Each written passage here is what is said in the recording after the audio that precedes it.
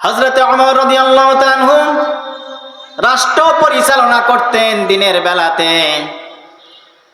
রাতের বেলাতে তিনি বের হয়ে যেতেন মানুষের খোঁজ খবর নেওয়ার জন্য। আজকেও তিনি বের হয়েছেন। পথিমধ্যে একটা কান্নার আওয়াজ শুনতে পাই, মেয়ে লোকের কান্নার আওয়াজ। লক্ষ্য করে দেখেন ওই বাড়ির মধ্য থেকে একটা পুরুষ যায় আর বের হয়, আবার ঢোকে আবার বের হয়।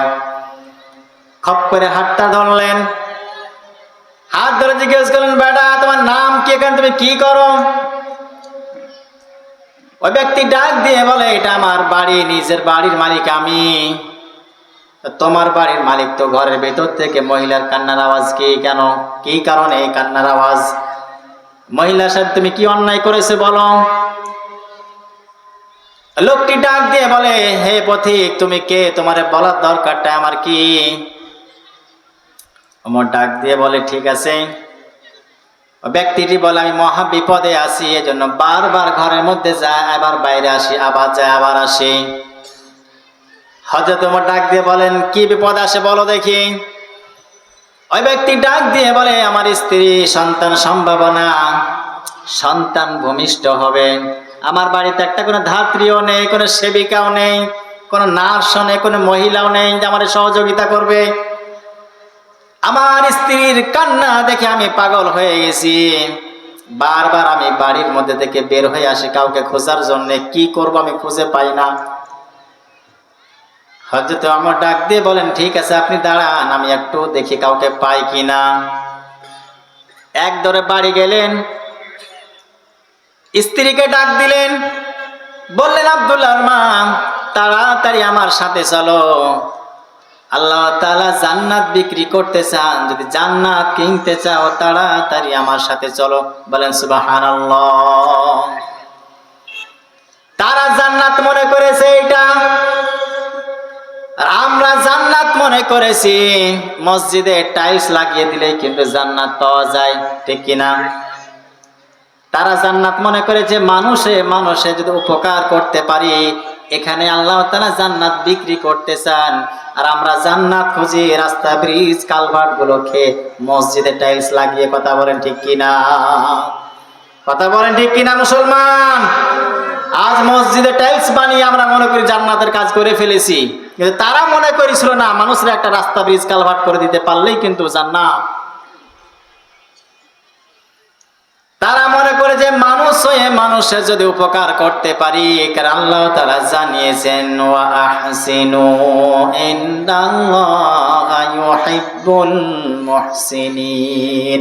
জোরে বল আল্লাহু আকবার।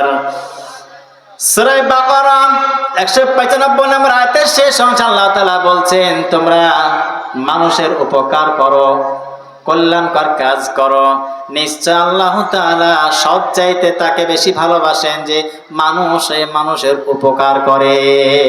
সুবহানাল্লাহ। মানুষে মানুষের যারা উপকার করবে আল্লাহ তাআলা তাকে সবচাইতে বেশি ভালোবাসে। আমার বন্ধুরা গভীর মনোযোগ, জান্নাতের কাজ কোনটা, কোথায় কোথায় আল্লাহ জান্নাত বিক্রি করতেছেন, ওই জায়গাটা আমাদেরকে খোঁজা লাগবে। একটা মসজিদে যদি টাইলস লাগিয়ে দেন, সেখানে কতগুলো লোক নামাজ পড়ে?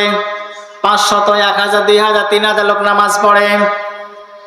কিন্তু ওপর থেকে যে বাজেট গুলো আসে, ওই বাজেট গুলো যদি মানুষের মাঝে সঠিকভাবে বিতরণ করা হতো, রাস্তায় যে বাজেট গুলো আসে ওইটা সঠিকভাবে যদি বিতরণ করা হইতো, রাস্তা করা হইতো, একটা রাস্তা করলে লক্ষ লক্ষ মানুষ সেই পথ দিয়ে চলবে। কথা বলেন ঠিক কিনা? জান্নাত কোথায় আছে এটা আমরা এখনো খুঁজে পাই না। হযরত ওমর রাদিয়াল্লাহু তাআলা আনহু ডাক দিয়ে বলেন, স্ত্রী তাড়াতাড়ি চলো, কিছু ন্যাকড়া নাও, কিছু মোমবাতি নাও, আর কিছু আগুন জ্বালাবার কিছু জিনিস নাও, তাড়াতাড়ি চলো, দেরি করলে জান্নাত কেনা হবে না। স্ত্রীকে নিয়ে চললেন, স্ত্রী ঘরের ভিতরে প্রবেশ করলেন। কিছুক্ষণ পরে সুসংবাদ দিলেন, আওয়াজ আসলো, হে খলিফা, আপনার বন্ধুকে জানান যে তার একটা পুত্র সন্তান হয়েছে। হযরত ওমর রাদিয়াল্লাহু তাআলা আনহু সংবাদ দিলেন, হে আল্লাহর বান্দা, তোমার সন্তান হয়েছে, পুত্র সন্তান, আলহামদুলিল্লাহ। যে ব্যক্তির সন্তান, ও বলতেছে ইন্না লিল্লাহ। কি বলতেছে? আর একটু জোরে বলেন, কি বলতেছে? হযরত ওমর ডাক দিয়ে বলেন, কি ব্যাপার? আমি খুশি হয়ে পড়লাম, আলহামদুলিল্লাহ, তোমার সন্তান তুমি পড়লে ইন্না লিল্লাহ, কারণটা কি? ওই ব্যক্তি ডাক দিয়ে বলে, আগে আপনি বলেন, আপনি কে? কি বলে, আপনি কে?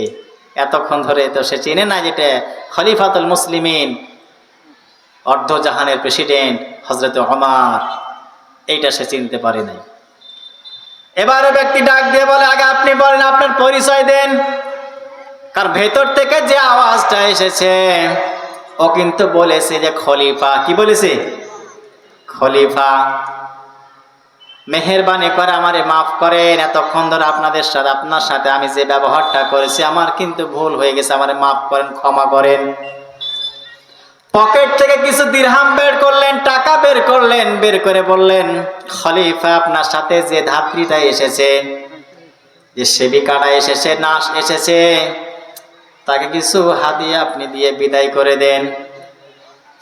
হযরত ওমর ডাক দিয়ে বলেন, আল্লাহর বান্দা, আমার সাথে যে এসেছে এটা কিন্তু কোনো ধাত্রী না, সেবিকাও না, কোনো নার্স না, পেশাদার কোনো সেবিকা না, এটা হচ্ছে আমার স্ত্রী।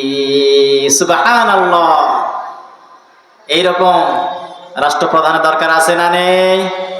চিল্লায় মুসলমান বলেন, এরকম রাষ্ট্রপ্রধান দরকার আছে না নেই? হযরত ওমরের মতো যদি এরকম রাষ্ট্রপ্রধান, সরকার নেতা যদি পাওয়া যেত, আজ সমাজে কোনো অনিচার দুর্নীতি থাকতো না। কথা বলেন ঠিক কিনা মুসলমান? সমাজটা শান্তময় হয়ে যেত, ছোটখাটো জান্নাত হয়ে যেত। আমার মুসলমান বিন্দু, গভীর মনোযোগ দেন।